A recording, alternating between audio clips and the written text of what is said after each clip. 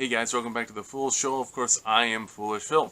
Just wanted to give you some of my thoughts after Michigan's 31-6 victory over Bowling Green. And what a weird game.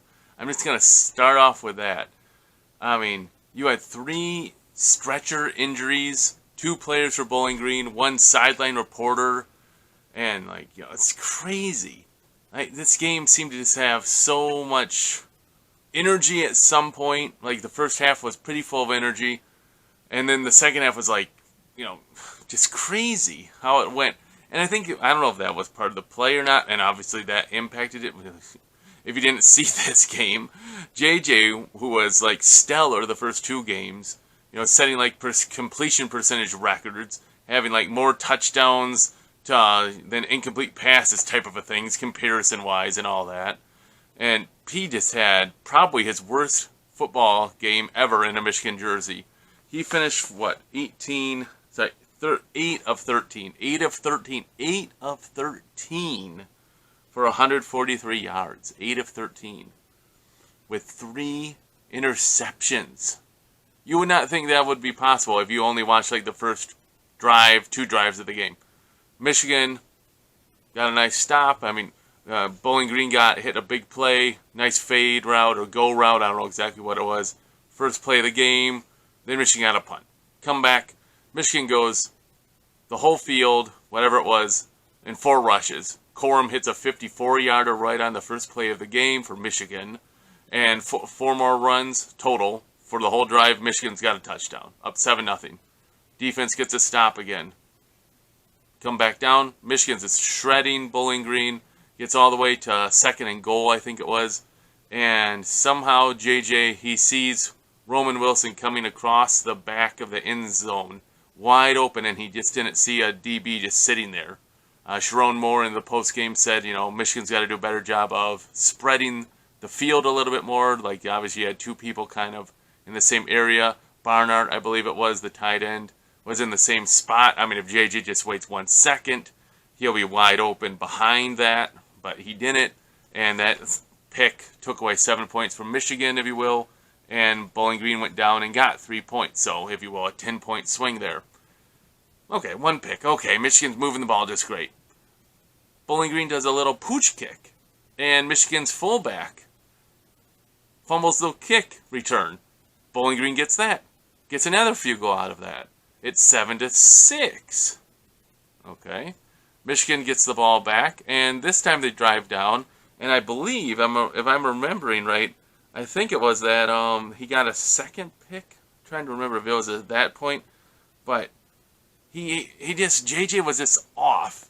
In the first half, he had 2 picks, I believe, and he had that one, Morris was wide open on a pass, a minute to go, wide open on a pass on 2nd down, and he overthrew him again. And that was kind of his MO last year until the Ohio State and the playoff game versus TCU, and I guess you could say even a little bit of versus Purdue, but where he would overthrow his deep shots. Here, wide open, missed it. So really you could have, he had 2 picks in the first half and that. So Michigan lost probably 21 points in the first half on 3 picks. Not good. JJ was just off. Michigan's running attack was fine. Their defense was okay outside of a couple of those go routes. Bowling Green hit 2 of those.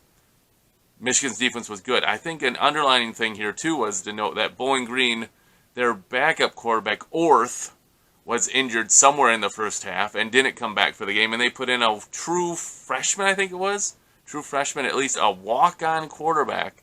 His name, I'm sure I'm going to get it wrong, Timosek, something like that. And once he came in, their offense was pretty bad. He came in, he threw a pick in the under 2 minutes to go in the half. Then the second half, he had another pick and another fumble.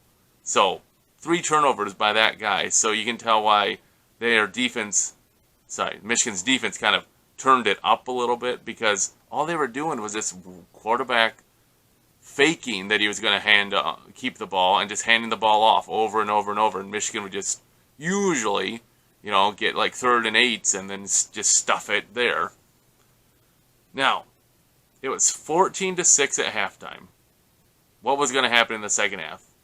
Michigan gets the ball to start the second half, and they go 3-and-out. Like the worst thing you wanted to have happen outside of another turnover. And at least it was a really excellent punt. It really flipped the field by Domain. I think that's how you say his name. Excellent punt. Bowling Green got the ball at the 10-yard line, I think. And this is the play of the game, in my opinion. Harrell comes off the edge and gets pressure on Bowling Green's quarterback. He puts pressure on him so he can't really look at the play very well. He doesn't throw the ball away. It's a screen pass. He doesn't throw it away. Chris Jenkins sees it. He can feel the screen coming, and he steps right in front of the running back, picks it off, gets tackled at the 1-yard line. Blake Corum takes the next snap, runs it in, touchdown. Michigan's up 21-6. Next possession. To me, that was the turning point of the game. And you got to say, Harrell was the player of the game, because you know what happened the next possession? He gets pressure again on the quarterback and strips him. He reaches over the back, strips it so that quarterback has an empty hand when he pushes the ball forward, not throws it, pushes the ball, and Michigan recovers that fumble. So Harrell forces 2 fumbles with pressure. That's right, 2 turnovers with pressure. One on the Jenkins interception, and then the fumble himself he caused. Harrell, man, huge plays there in the second half. Epic. I mean, it was a 14-6 game, and Bowling Green had the ball. And then all of a sudden it's 21-6, and then it's Michigan gets the ball. Sadly, they can't do anything again. They don't get even a first down after the fumble recovery, but they get the field goal, and field goal looked good by Turner, so he seems to have turned things around after week 1, and Michigan goes up 24-6, and then they add a nice touchdown. Sort of. JJ does the flea flicker. Michigan doesn't wait long enough, so the DBs don't even have time to bite on the flea flicker, and he heaves the ball up, and the DB bats it up, and Cornelius Johnson catches it for a 50-yard touchdown reception.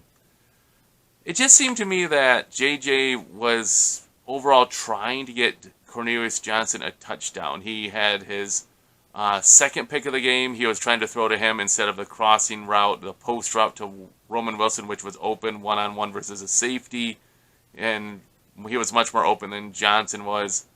So I don't know if it was the same thing like the first game where they really tried to get Donovan Edwards a rushing touchdown and they kind of just got away from what they should do. Here it just seemed like they really wanted to get Johnson the touchdown, so the second pick was, trying to get him the touchdown. And then JJ almost throws another pick, but the bounce is the Michigan's way that time and got the, touchdown there. Like Johnson, I'm glad he got the touchdown though. I really wanted him to get the touchdown. So Johnson got a touchdown, Wilson got a touchdown, 2 rushing touchdowns by Corum. I will have to say though that Michigan, how should I say it? It seemed like a lot of the top teams were struggling today. I know Michigan was at home versus a MAC team, but you have Florida State went on the road and won by 2. Alabama won by 14 points, 17-3, and it was tied 3-3 at halftime. Last time I looked, Texas was up 10-7 over Wyoming in the second half. So it seems like highly favored teams are just not executing as well as they were expected to. The final score looks nice, 31-6, but it wasn't really that comfortable of a game. So, what are my takeaways from this game? One, I would, again, for what it's worth, I was very disappointed with the backups' execution. I mean, when the offensive starters are out of the game, they're resting.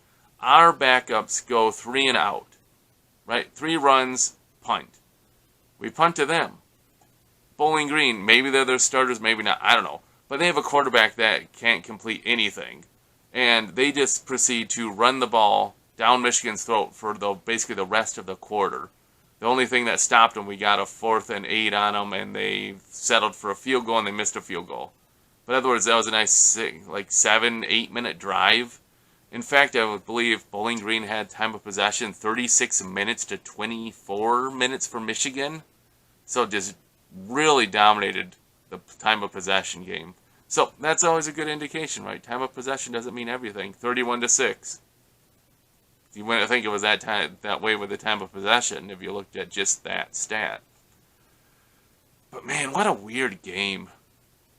4 turnovers for Michigan. They said it's the first time Michigan's done that since UConn 10 years ago. And I don't know if that... I'm trying to remember if Michigan won that game. If that was a game at UConn that Michigan won like 16-13 or something crazy low scoring. But I think that was a Devin Gardner game, and like he was just playing terrible. I remember he talked about that on Michigan Monday Morning Quarterback, right, with Sam Webb. He's talking about how that game he like just couldn't do anything right. Even like his best routes, he just couldn't get it right. You know, he was just off. He could not hit the route like he was supposed to. So obviously, this game was not nearly as much fun as the other games, if you will. Cupcake. It was not like a cupcake game. The score might look like it, you know, similar to the other games, 30-3, 35-10, or whatever, right? 31-6 looks nice, but it was not that comfortable. 14-6 at halftime. Obviously, Michigan has some things to work on. Obviously, JJ, I'm sure, will be fired up about this and really working hard this week, getting ready for Rutgers. So, overall, Michigan got the win. Made it through the non-conference without any significant injuries to the players on the offense or defense.